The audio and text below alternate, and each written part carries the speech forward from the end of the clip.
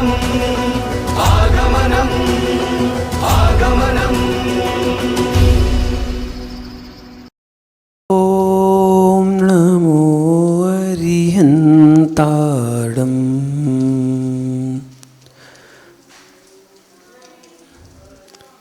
ॐ नमो सिरिसिद्धाडम्।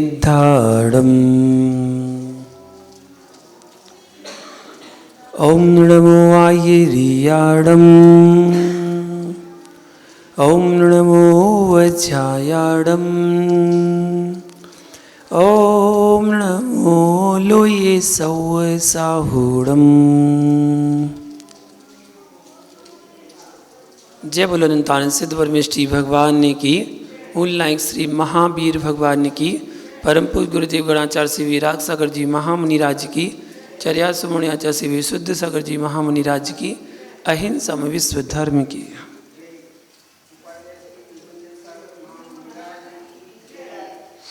महानुभाव, अकिंचन की व्याख्या चल रही है।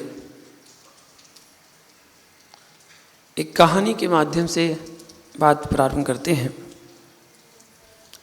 कि राजा भोज बहुत बड़े कवि थे। संस्कृत का अनुराग था। भोज जब रात्रि विश्राम में गए तो नींद नहीं आ रही थी। अज्ञानी करवट बदलता है, इधर से उधर, उधर से इधर। कोई टेंशन, कोई मानसिक तनाव जो रखता है उसमें सूखता रहता है। कोई ना कोई टेंशन होती है, मानसिक तनाव रहता है, इसलिए वो अंदर ही अंदर सूखता रहता है। पर ज्ञानी पुरुष को नींद नहीं भी आ रही थी तो क्या करता है? कवियों से पूछो, नींद नहीं भी आती तो कागज और कलम साथ में होता है कवियों का। ओहो, राजा भोज कवि था। जब नींद नहीं आ रही थी, उसी दिन एक चोर के मन में भाव आए, क्यों ना मैं राज खजाने को लूटूं, राज खजाने को लूटूं। इसलिए विचारा चल तो दिया, पर उसे क्या मालूम था कि आज राजा सोएगा नहीं। वो सोचता है कि जाऊं तो कहाँ जाऊं। जब राजा करवट लेकर लेटा तो वो छुप करके आया और राजा के पलंग के नीचे छुप गया। राजा के पलंग के नीचे छुप गया। सोचा कि अब जो होगा सो होगा, जीवन तो अब बचना मुश्किल होगा क्योंकि राजा ही जग रहा है। पर राजा कविता लिख रहा था, गुनगुना रहा था। मेरे चित्त को हरने वाली महारानियां हैं, धन संपत्ति है, वैभव है। 3 चरण राजा ने पूरे कर लिए, लेकिन नींद आ नहीं रही थी। कोशिश कर रहा था लेकिन नींद नहीं आ रही थी। और 4था चरण उससे बन नहीं रहा था। 3 चरण तो बन गए, 4था चरण बन नहीं रहा था। इतने में प्रभात काल के नगाड़े बजना शुरू हो गए और चोर के हृदय में अपनी फांसी दिखना शुरू हो गई। लेकिन विवेकी था, वो चोर भी कवि था। विवेकी था और वो चोर भी कवि था। ठीक है, परिस्थितियों ने चोर बना दिया उसको, लेकिन हर व्यक्ति चोर नहीं रहता। उस तरह जिस तरह साहूकार होते हैं, छिपे वाले चोर होते हैं, जो सीमा से ज़्यादा छिपा कर रखते हैं, बेचारे गरीब चोर बन जाते हैं। वो छिपा कर रखते हैं, गरीब चोर बन जाते हैं। हुआ ये कि जो चोर था वो कवि था। उसने विचार किया कि अब जीवन तो जाना ही है, लेकिन राजा की कविता क्यों ना पूरी कर दी जाए। 3 चरण तो बना लिए थे राजा ने, 4था चरण नहीं बन रहा था, तो क्यों ना राजा की कविता को पूरी कर दी जाए। धीरे से बोलता है, सम्मिलने नय नयो नहीं किंचिदस्ति। राजा विद्या प्रेमी था। बोला ये आवाज कहां से आ रही है? मेरे सामने आओ, मैं आपके चरण स्पर्श करना चाहता हूं। राजा कहता, मैं आपके चरण स्पर्श करना चाहता हूं, तू मेरा गुरु है। बोला, हे महाराज अभयदान दो, मैं तो डाकू हूं। पूछा, डाकू कैसे? बोला, स्वामी सत्य ये है कि मैं आपके यहाँ चोरी करने आया था, अब जो है सो है, लेकिन आप रात्रि भर तो चित्त को हरने वाली महारानियों और धन वैभव सेना आदि का ही वर्णन करते रहे। तब मैंने सोचा कि आप सो ही नहीं रहे और मेरे प्राण तो जाने ही हैं, तो आपकी कविता पूरी कर दूं। हे महाराज सुनो, ये तब तक ही तुम्हारे हैं जब तक नयन खुले हैं। कविता में पूरी हो गई। 3 चरण उसने बना दिए थे कि मेरी महारानी, मेरा महल, मेरा ये। कविता पूरी कब हुई? ये तब तक ही तुम्हारे हैं जब तक तुम्हारे नयन खुले हैं, और नयन बंद हो गए तो ना हमारे हैं और ना तुम्हारे हैं। राजा भोज कहता है कि तू मेरा गुरु है, तूने मेरी दृष्टि को खोल दिया।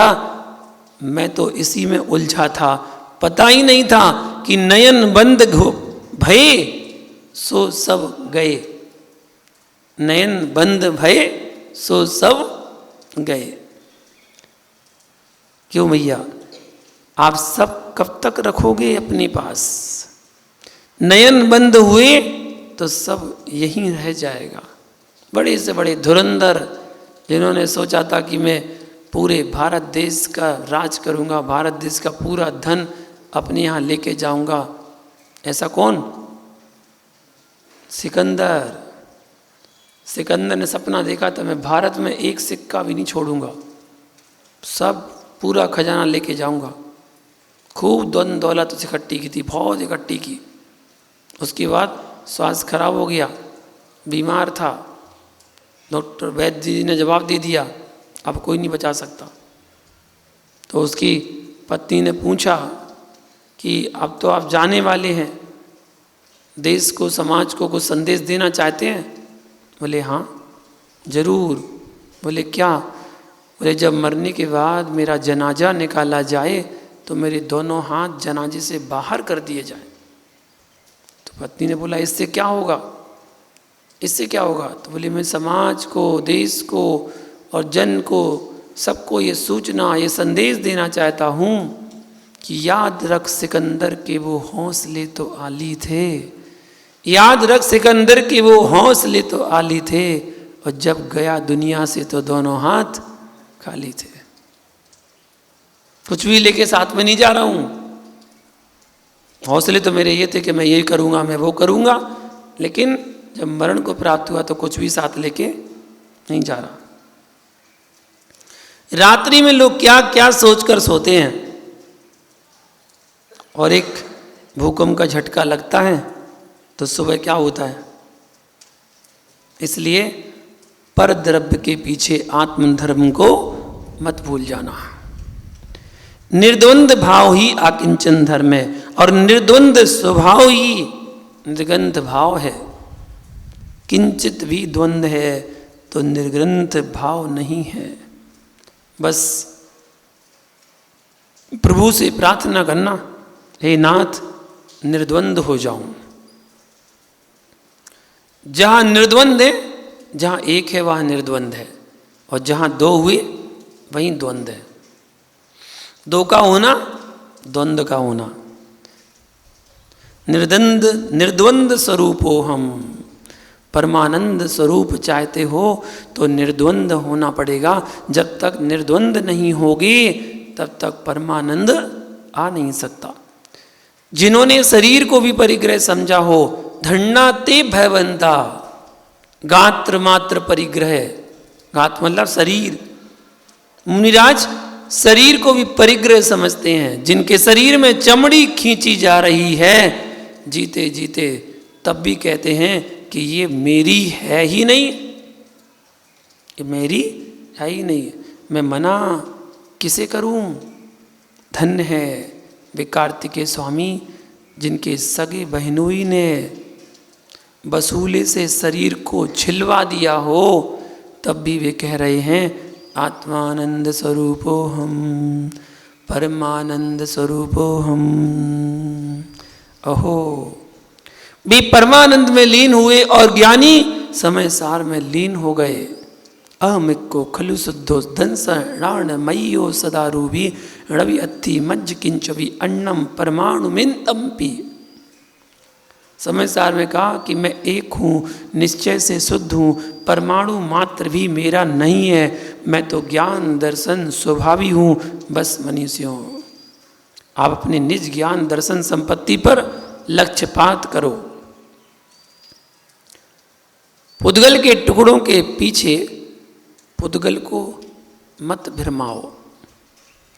पुद्गल के टुकड़ों के पीछे भाई भाई में युद्ध मत करो। पुद्गल के टुकड़ों के पीछे जन्म देने वाले जनक को गाली मत दो। मुनि नहीं बन सकते तब तक इतना ही सीख लो, कौरव के वंश में मत जाओ। कौरव के वंश में मत जाओ। क्या कहते थे वो? मेरा सो मेरा तेरा भी मेरा। युधिष्ठिर क्या कहते थे? मेरा सो मेरा तेरा सो तेरा। दुर्योधन क्या कहता था? मेरा सो मेरा तेरा भी मेरा। राम क्या कहते थे? राम कहते थे तेरा सो तेरा मेरा भी तेरा। भरत से क्या कहा था? तेरा सो तेरा मेरा भी तेरा। वो राम कहते थे। और महावीर क्या कहते थे? ना मेरा ना तेरा, सब झूठा झमेला, सब इस धरा का इस धरा पर सब पड़ा रह जाएगा। खाली हाथ आया था और खाली हाथ जाएगा। जिसकी दृष्टि ये है मेरा सो मेरा तेरा भी मेरा, उससे कह देना प्रेम से कि आओ कुरुवंशी, आओ कुरुवंशी विराजो।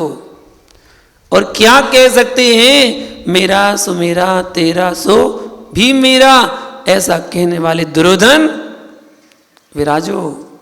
जो पांडवों से कह रहा था कि मेरा सो मेरा तेरा सो भी मेरा। पांडव कहते भैया तेरा सो तेरा मेरा सो मेरा, काहे को झगड़ा कर रहे हैं? अपना अपना रख लो ना, जो हिस्सा में मिला है उतना रख लो।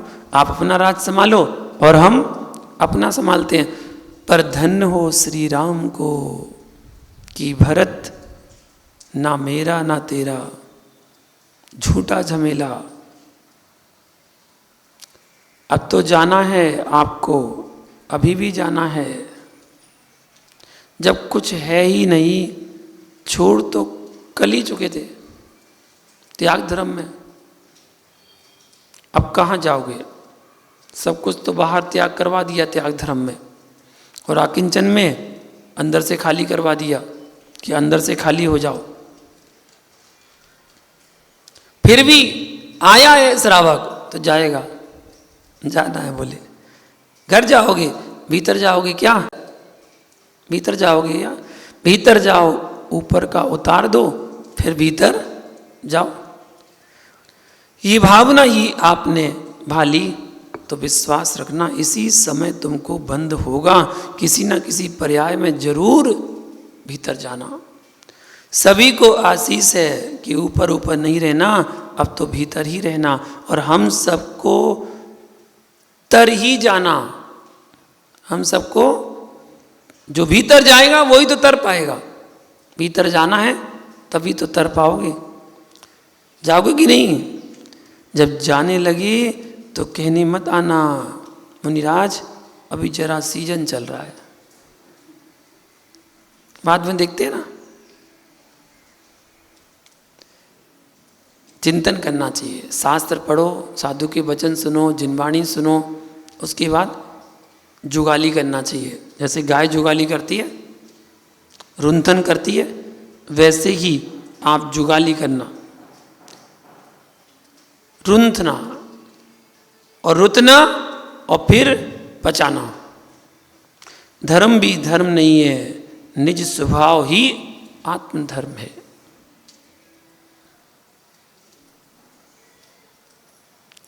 वीतराग मार्ग पर भावों से भिन्न दृष्टि रखता है। जब त्याग हो गया, कुछ अवशेष नहीं बचा, तब प्रारंभ हुआ अकिंचन धर्म। आत्मा को परम धर्म ब्रह्म के पास ले जाने वाला कोई है तो वो है अकिंचन धर्म।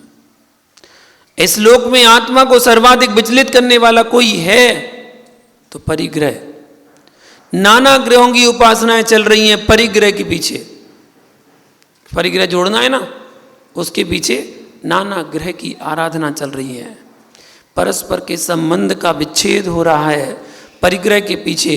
मैत्री भाव का विनाश हो रहा है परिग्रह के पीछे। जब रागी से रागी का संबंध टूटता है परिग्रह से, तो वीतरागी का वीतरागता से संबंध कैसे जुड़ सकता है? परिग्रह से। रागी का रागियों से संबंध टूटता है परिग्रह से। बंटवारे में एक को ज्यादा मिल गया, एक को कम मिल गया, संबंध टूट जाएंगे उस परिग्रह से। परिग्रह की प्रचुरता से रागी है, रागी के साथ प्रेम से नहीं रह पाते हैं तो भैया साधु, जो साधु बन चुका हो वह परिग्रह में जाएगा तो साधना में कैसे रह सकता है? जहां परिग्रह है वहां साधुपन नहीं है, और जहां साधुपन है वहां परिग्रह नहीं है। साधु के पास परिग्रह कैसा और परिग्रही साधु कैसा? दर्शन दृष्टि से अकिंचन को समझो, अध्यात्म दृष्टि से अकिंचन को समझो। ततोत्पत्ति अन्यतोत्पत्ति। जहां पर द्रव्य का संयोग होगा वहां अकिंचन धर्म नहीं होगा। अन्यथोपत्ति, जहां प्रभाव का अभाव है वहां अकिंचन धर्म की तथोपत्ति। किंचित भी पर द्रव्य का संयोग शांति भंग करता है। किंचित भी हमने कोई प्रभाव रखा, परिग्रह रखा तो वो हमारी शांति को भंग करता है। सुखमय जीवन तो भैया अकिंचन धर्म है। जो आनंद आप लूट रहे हो, पदों का, धन का, वैभव का, इन सभी से भिन्न भी कोई आनंद है तो वो है वैभव का। एक होता है वैभव, एक होता है वैभव, भाव से रहित अवस्था, वैभव का। हे भगवान, वैभव कब छूटे और बेभाव कब हो? भवातीत होना है तो भावनाओं से अतीत होना पड़ेगा, और भावनाओं से अतीत होना है तो पर भावों से दूर होना पड़ेगा।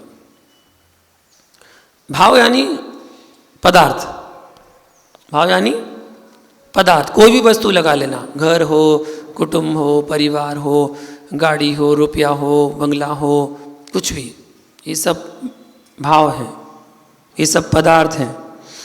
भाव यानी परिणाम। दो चीजें अर्थ लगाना, भाव मतलब पदार्थ और भाव मतलब परिणाम। सकल विकल्प, संकल्प विकल्प भाव जब तक आत्मा में घूम रहे हैं तब तक शांति किंचित भी नहीं है।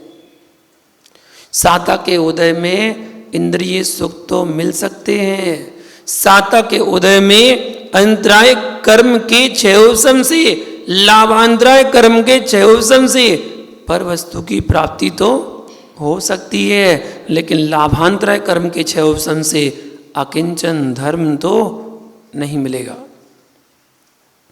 अकिंचन धर्म के लिए लाभांतराय से भिन्न होना पड़ेगा। वहां तो सब प्राप्त नहीं करना, छोड़ना है। अकिंचन धर्म प्राप्त करना है तो सब कुछ छोड़ना है, त्याग करना है। जो धन की अनुभूति है, जो मित्रों की अनुभूति है, जो शत्रुओं की अनुभूति है, ये संयोगज है। बस जब तक संयोग है तब तक उसकी अनुभूति है। स्वभावभूत ये नहीं है, ये विभावभूत है। विभावभूत एक समय अवधि लेकर आता है और चला जाता है, लेकिन स्वभाव तो हमेशा के लिए रहता है। ये स्वभावभूत नहीं है, ये विभावभूत है। इनके वियोग होने पर चेहरे मलिन होंगे, जिसके मिलने पर चेहरे मलिन हो, वह सुख कैसा, वो सुख कैसा। जिसके मिलने पर पीड़ित होना पड़े, वह धर्म कैसा। किसी से नहीं मिलना, किसी में नहीं मिलना, किसी से नहीं मिलना, किसी में नहीं मिलना, निज में ही मिले रहना। जिसका वियोग नहीं होगा वही अकिंचन धर्म है। वरना संसार के तो जो भी पर पदार्थ हैं, जो भी वस्तुएं हैं, अगर उनका संयोग हुआ है तो उनका वियोग होना तो निश्चित है। आप संयोग पाकर खुशी मनाते हैं कि आहा घर में संतान आ गई, घर में बच्चा आ गया, और खूब खुशियाँ मनाते हैं। परिवार वाले रिश्तेदारों को बुला के, कुटुंब बुला के, और खूब अच्छी पार्टी देते हैं, खूब खुशियाँ मनाते हैं। लेकिन ये ध्यान रखना चाहिए कि संयोग हुआ है तो उसका वियोग होना निश्चित है। ये तो 100% सत्य, यथार्थ सत्य के वियोग तो होना ही होना। आज नहीं तो कल, कल नहीं तो परसों होना तो है। जब वियोग होना ही है तो क्यों फिर अपने परिणामों को विकृत करना है। उत्तम अकिंचन रत्नत्रयधारी योगीश्वर के होता है। हमने अपने देह के पिंड का भेदन किया, हमने पर देहों के राग में लिप्त होकर के पर देहों के संसार का आनंद लिया, लेकिन सौ की अनुभूति का वेदन कभी नहीं किया।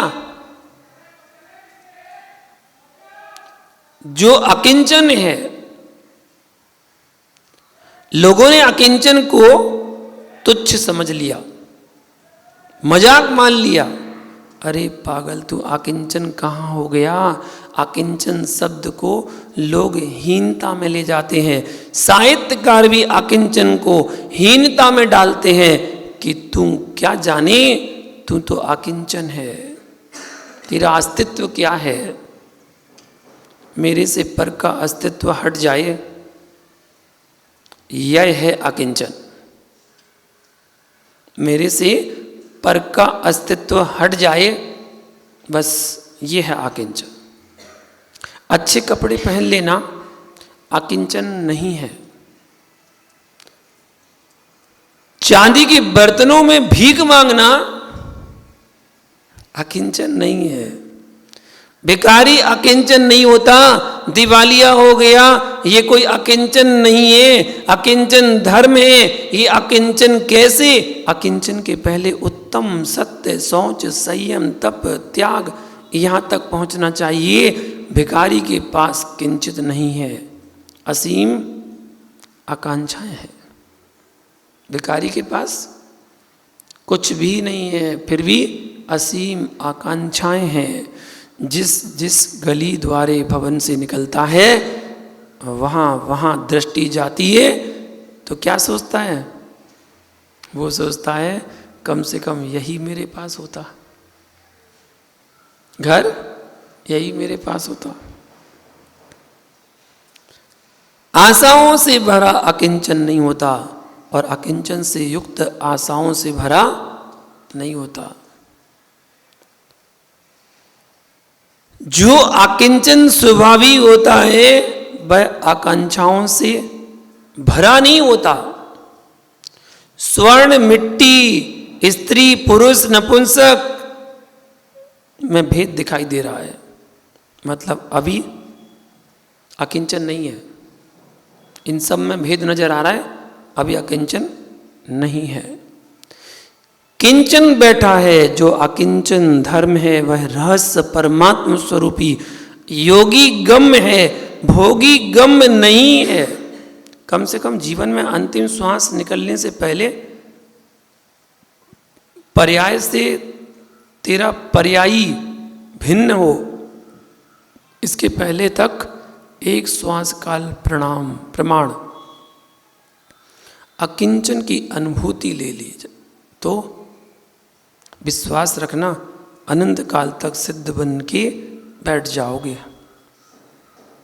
अनंत काल तक, मरने के पहले अनुभूति ले लेना।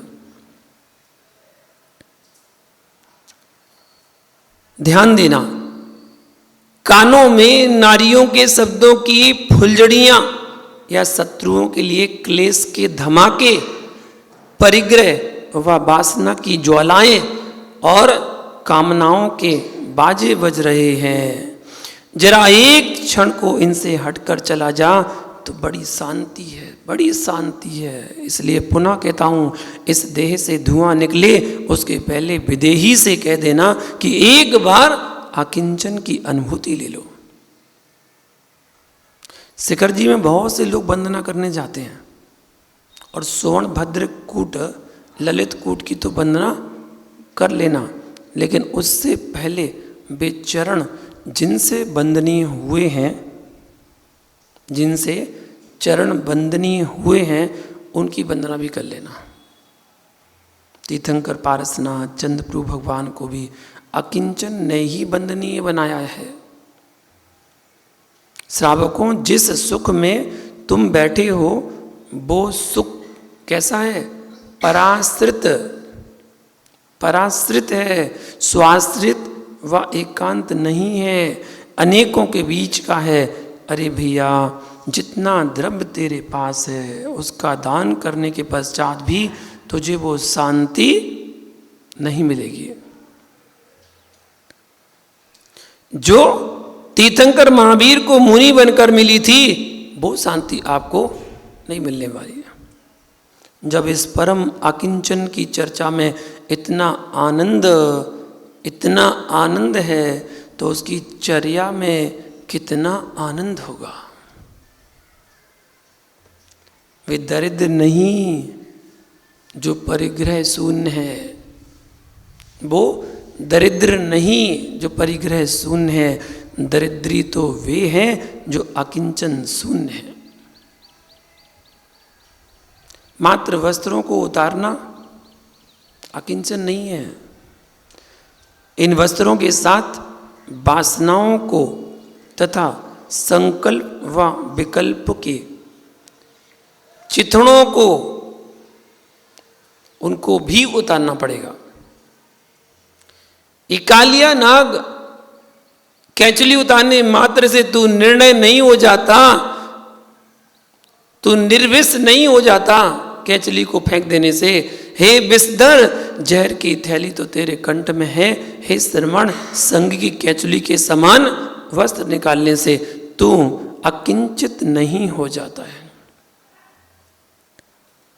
संकल्प विकल्प को, जो संकल्प विकल्प की थैली है, उस थैली तो तेरे कंठ में है।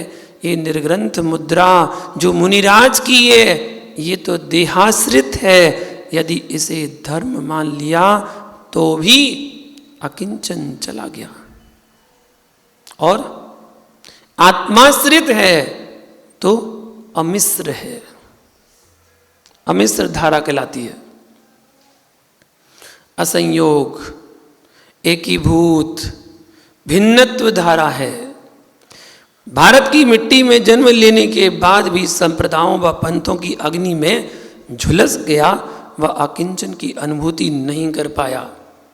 तो क्या किया संसार में? फिर किया क्या है? यानी किसी भी संप्रदाय में जन्म हो पर एक बार समय सार की अनुभूति का वेदन कर लेना। अहम वयम पंथ संप्रदायों से शून्य जो स्वभाव है वही अकिंचन स्वभाव है। पंथ भाई व पिता आदि का राग धर्म नहीं है। यदि राग धर्म हो गया तो बीत राग अधर्म हो जाएगा। अगर राग को धर्म कहोगे तो बीत राग तो अधर्म हो जाएगा। फिर यदि यज्ञ में जीवों का बलिदान धर्म हो गया तो जीवों की रक्षा तो अधर्म हो जाएगा। यह बीत राग मार्ग ही धर्म है। श्रमण धर्म अंथों पंथों का नहीं है। जो अकिंचन है वही समय सार है, जो समय सार है वही अकिंचन है। ग्रंथ नहीं निर्ग्रंथ। ग्रंथ तो पुद्गल पर लिखा है, ग्रंथों तो पुद्गल, कागज क्या है? पुद्गल ही तो है। तो ग्रंथ तो पुद्गल पर लिखा है, वो अकिंचन कहाँ? आत्मधर्म अकिंचन है। जो जो अनुभूतियाँ, आनंद आपका है संयोगज है, पर जो आत्मा का आनंद है वह सहज है। सहज शब्द क्या है? अशरीरी स्वरूप ही सहज शब्द है। सहजानंद स्वरूपी हूँ, जैसे परमाणु सहज है, भिन्न है, वैसे शुद्ध आत्मा कर्मातीत और शांतिभूत भगवान आत्मा सहज है। भोजन करना भी असहज है, भोजन करना भी असहज है। यह विषम अलग है। यदि तेरे हृदय से नारी पुरुष नपुंसक सभी चले जाएं, सिर्फ भगवान आत्मा दिखे, यही तो अकिंचन है। इसी को कहते हैं अकिंचन। इस धरती पर बमन करके चाटने वाले सिर्फ एक प्राणी है। कौन? श्वान। वह है श्वान। कुकवियों ने पर की लार चाटने को अमृत कह दिया, मांस के लोथड़ों को कलश कह दिया। एक कुकवियों की भाषा है, पर के अधरों पर अधर मिला करके अपने जीवन को धाराशाही करना कोई अमृत का पान नहीं है। ये घोर पाप है, मिथ्यात्व है। इसकी पुष्टि मत कर देना कभी जीवन में। मिथ्यात्व के स्वरूप को समझकर सम्यक दृष्टि को मिथ्या दृष्टि मत कह देना। सच्चा वक्ता तो वही है जो भ्रमित लोगों के भ्रम को निकाले, और भ्रम को तो निकाल दे, परंतु धर्म से ना तोड़ दे, एक सूत्र में बांध दे, एक सूत्र में बांध कर जाए। वो है सम्यक दृष्टि जीव। किसानों की फसलें कभी मूसलाधार पानी से नहीं पनपती। वह तो जो अभी हो रही ना, रिमझिम पानी से वो फसल भी लहराती है। बस भैया, ये बीत राग वाणी मूसलाधार पानी नहीं है, ये रिमझिम पानी है। ये तेरे हृदय की खेती में जाना चाहिए, तब मेरे हृदय के बीज अंकुरित होंगे। सभी ज्ञानी योगी तत्वदृष्टि पर ध्यान दे, आंख बंद करे, तब भी स्वयं को निहारे। आंख बंद करे तब भी स्वयं को निहारे। इतनी गंभीर उदास मत होना, ये गंभीर अंदर से होना, ये भी आनंद है।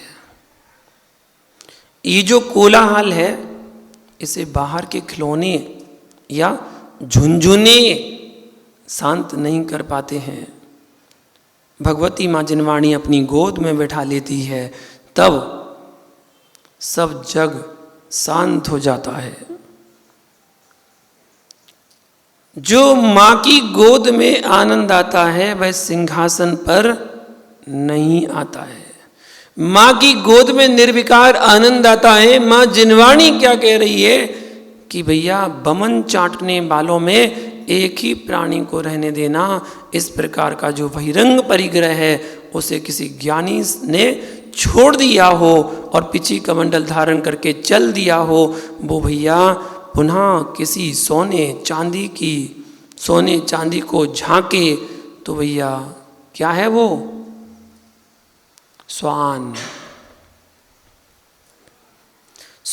जैसी परिणति है, साधु जैसी परिणति नहीं है। मैं आपसे कहता हूं कि किसी दिगंबर साधु को किसी तीर्थ धर्मशाला आदि में लिप्त करके वह जहां से आया हो उसमें मत पटक देना, इतनी करुणा करना। अकिंचनो हम, अकिंचनी के पास क्या है? बीतरागी श्रमण जिसका हाथ सिर्फ आशीर्वाद देता है, वह मांग कैसे सकता है? वीतरागी श्रमण जिसका हाथ जो सिर्फ आशीर्वाद के लिए उठता है, वह केवल रोटी के लिए बांधना पड़ता है। ओनली बस रोटी के लिए हाथों में हाथ बांधना पड़ता है।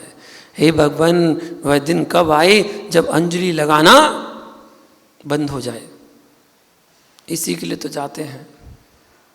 अकिंचनो हम, अज्ञानी जीव त्रैकालिक पर द्रव्य में आत्मबुद्धि रखता है।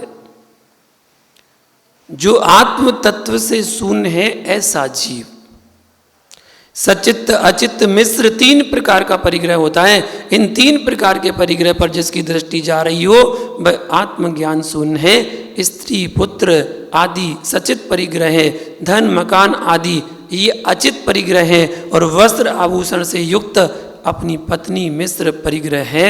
ये है योगीश्वर चेला चेली, ये सचित परिग्रह है। पिछी कमंडलू शास्त्र ये अचित परिग्रह है, और इनसे युक्त शिष्य शिष्याएं ये मिश्र परिग्रह है। तो शिष्यों में भी लीन हो गया तो निर्ग्रंथ नहीं बचा। जब भी जाओ मुनिराज के पास तो ऐसा नहीं कहना मुनिराज पहचाना। जब भी जाओ मुनिराज के पास तो भूल कर भी ये मत कहना कि पहचाना, हम पुणे से आए, है ना। ऐसा अगर बोलते हैं तो ये कहना मुनिराज आप तो हमें भूल जाओ, आपका तो भूलना ही धर्म है, पर मैं आपको कभी नहीं भूलूंगा, नहीं भूलना ही मेरा धर्म है, ये कहना मुनिराज से। पर भैया वस्तु स्वरूप जो है सो है। विश्व में जितनी भगवान आत्माएं हैं सभी मुमुक्षु हैं। जो भव्य होते हैं वे सभी मुमुक्षु ही होते हैं, अर्थात मोक्ष जाने की कामना इच्छा रखते हैं। हे मुमुक्षु, ध्रुव सत्य है कि भोगों की इच्छा करने वाला तो भुभुक्षु होता है।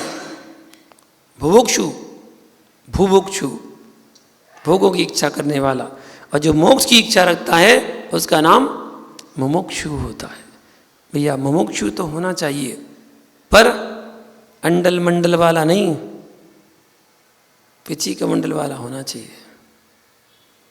मुमुक्षु होना चाहिए, ये कोई अंडल मंडल नहीं, फिर पिछी कमंडल वाला ही होना चाहिए। धन्ना ते भयवंता, बे भगवंत धन्य हो। बिना पिछी कमंडल के मोक्ष नहीं जा सकेगा, पर जब तक तू पिछी कमंडल पकड़े रहेगा तब तक मोक्ष नहीं जा सकेगा। बिना कमंडल के पीछे मोक्ष नहीं जा सकता, और जब तक उनको पकड़े रहेगा तब भी मोक्ष नहीं जा सकेगा। यही समय सार की भाषा है, जिसमें ये भाव है कि मेरा सो मेरा, तेरा सो मेरा। वे दुर्योधन वंशी हैं, पर कुछ ये कहते हैं कि तेरा सो तेरा, मेरा सो तेरा, परंतु निर्ग्रंथ ये कहते हैं ना मेरा ना तेरा, सब झूठा झमेला। अगर उस परम अकिंचन को प्राप्त करना है तो जिन निमित्तों से आत्मा दुखी होती है उन निमित्तों को छोड़ देना।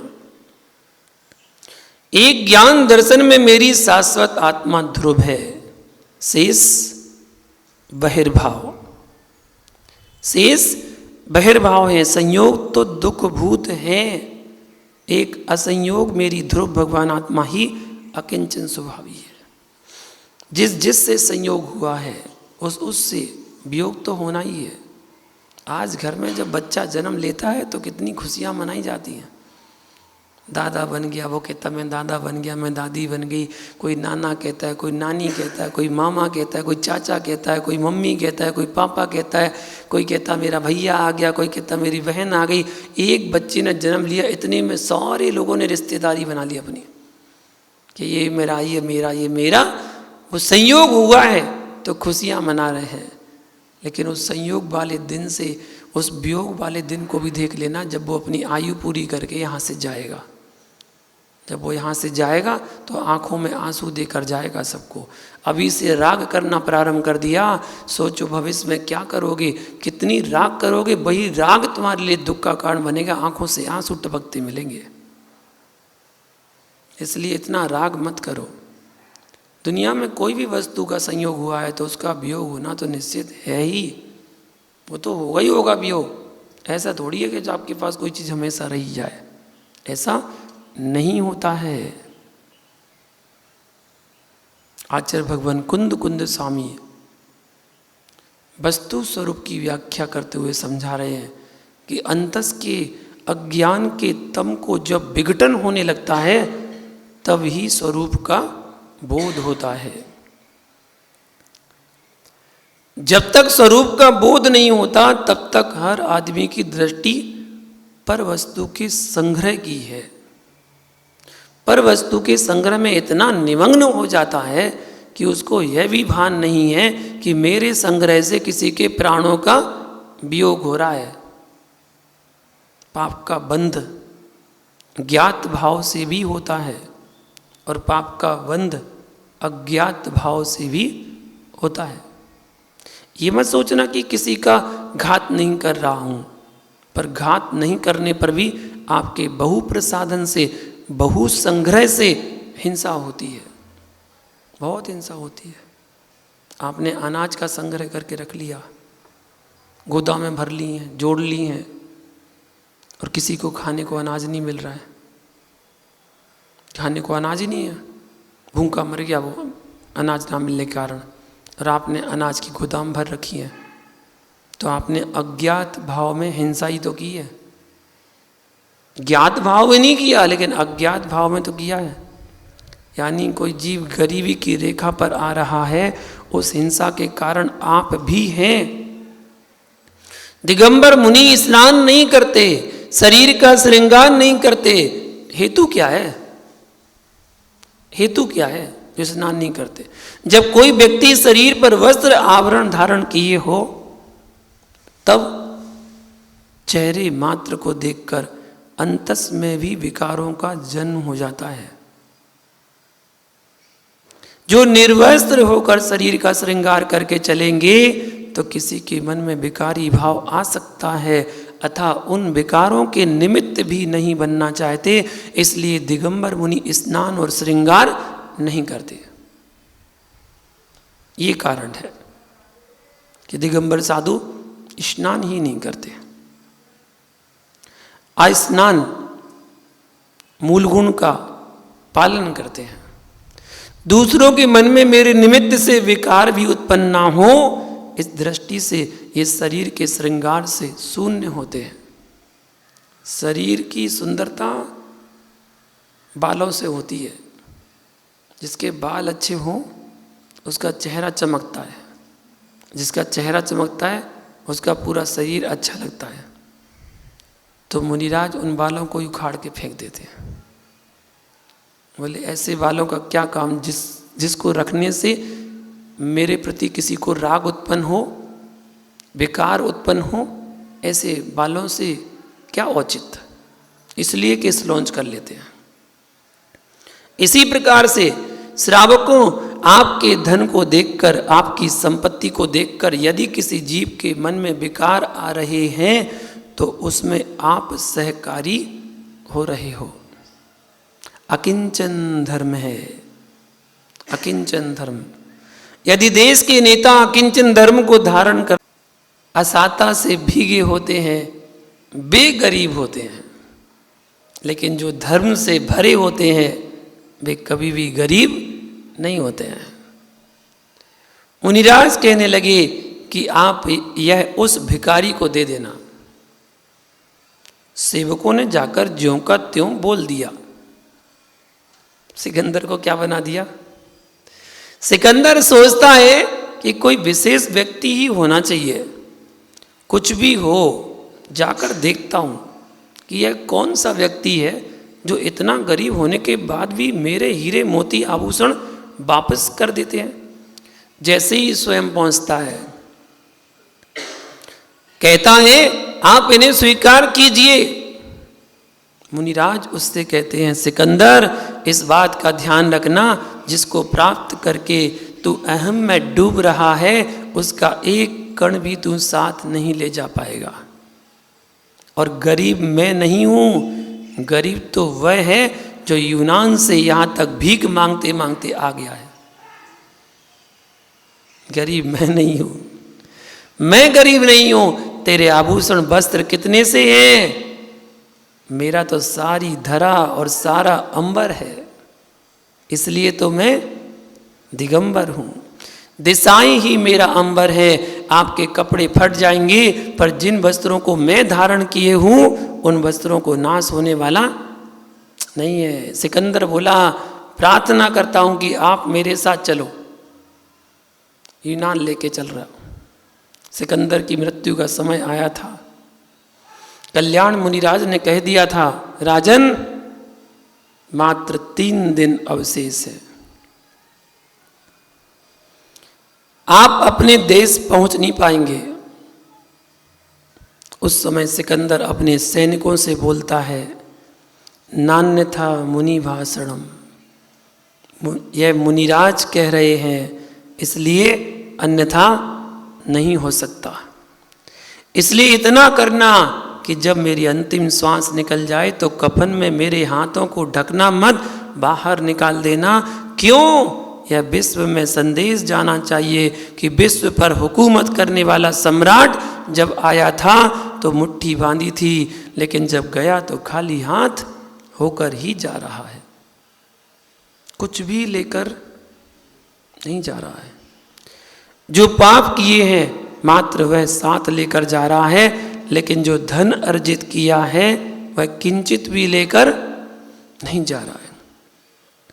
आवश्यकता दुनिया को समझाने की नहीं है, आवश्यकता स्वयं को समझाने की है। कौन लेकर जाएगा इस धरती पर?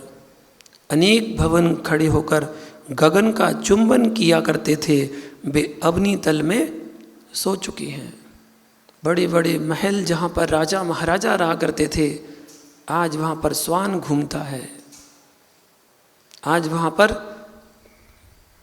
खंडर पड़े हुए हैं, केवल दीवारें खड़ी हुई हैं। बोले ये किला था शब्द जुड़ गया, किला था।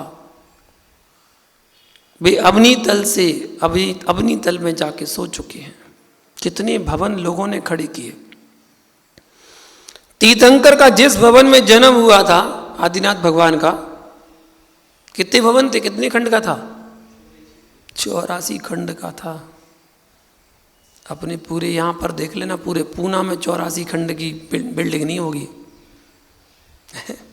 उनका 84 खंड का महल था। वो भवन भी दिखाई नहीं दे रहे हैं तो तुम्हारी छोटी छोटी झुपड़ियाँ कैसे दिखाई देंगी? पर लालसा इतनी विराट है कि हम अपनी लालसा में लिप्त होकर के सब कुछ भूल जाते हैं, जबकि आपको कल का मालूम नहीं है कि मैं बचूंगा या नहीं। पर 1000 वर्षों के लिए कमाई करके रखता है। सुख से जीना सीख लो तो एक दूसरे को समझने की क्या आवश्यकता है। इकट्ठा ही कर पाएंगे पर भोग नहीं पाएंगे, इकट्ठा ही कर पाएंगे पर भोग नहीं पाएंगे। यदि देश का द्रव्य देश में ही नहीं रखा तो क्या पता आप मंगा भी पाओगे कि नहीं। यहाँ वो बाहर के कौन सा बैंक है, वो स्विस बैंक है ना, कितना पैसा वहाँ पर यहाँ के भारत के देश के लोगों ने रख रखा है। आप मर जाओगे लेकिन पैसा वहाँ से वापस नहीं ला पाओगे, वो वहाँ का वहाँ जब्त हो जाएगा। यदि नहीं मंगा पाएंगे तो क्यों ना अपन साथ में बांट कर खाओ। कौआ बनकर जीना सीखो, श्वान बनकर जीना मत सीखो। कौआ बनकर जीवन जीना सीखो। कौआ क्या करता है? अगर एक रोटी भी डली होगी ना तो काँव काँव काँव काँव करके सबको बुला लेगा, आ जाओ तुम भी आओ, तुम भी आओ, तुम भी आओ, सबको बुला लेगा। वो कौआ है। और श्वान के पास एक रोटी होगी तो किसी दूसरे को भटकने नहीं देगा, वो भाग यहाँ से, तुरंत भौंक भौंक कर उसको भगा देगा। कौआ जो है वह सबको साथ लेकर चलता है, पर श्वान का पेट भरने के बाद भी वह जमीन में दबा देता है। प्रत्येक वस्तु में गुण है। यदि यह भाव मन में आ जाए कि मैं दूसरे को दुखी नहीं देख सकता हूं, तो विश्वास रखना इस देश में इतनी संपत्ति है कि दुनिया में भटकने की आवश्यकता नहीं है। जो संग्रहित करके रख रहे हैं उनको आचार्य अमरचंद्र स्वामी कह रहे हैं कि वे अंतराय कर्म का आश्रय कर रहे हैं। क्योंकि जो द्रव्य तुमने इकट्ठा किया है वह किसी के उपयोग में नहीं आ पा रहा है और आप उसका भोग कर नहीं रहे हो, जबकि दूसरे अभाव का अनुभव कर रहे हैं। भैया आपको अंतराय नियम से पड़ेगा। आपके पास यदि 15 जोड़ी वस्त्र हैं और यदि कोई ठंड से ठुठुर रहा है तो विश्वास रखना आपके वह वस्त्र आपको अंतराय का आश्रय करा रहे हैं। कर्म फिर कहता है कि जो जितने गरीब दिखाई दे रहे हैं वो भवनों पर बैठे हैं, भवनों पर बैठे थे, वह गरीब द्वारे से जा रहे थे। तुमने कह दिया था आगे जाओ आगे जाओ। भैया कर्म कहता है कि जो देना नहीं जानता है उनके घर में संपत्ति क्यों हो। जो देना जानता है उसके आगे भेज दो, क्योंकि तू देना नहीं जानता। इसलिए लेना नहीं देना भी सीखो।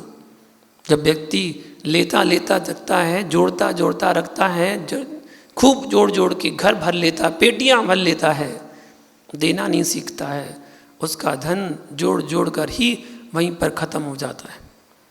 अगर मरेगा भी ना तो अपनी धन में सांप बन के जन्म लेगा। जितना तुमने जोड़ा है उसमें सांप बनकर जन्म लेता है और वहीं बैठा रहता है, किसी को छूने मत देता है। अगर घर वाले अगर देख लें, खोदाई करना शुरू करें तो उसको हाथ नहीं लगाने देता, वो फुसकार मारता है, मेरा धन है मेरा धन है, तुम कैसे हाथ लगा रहे इसमें।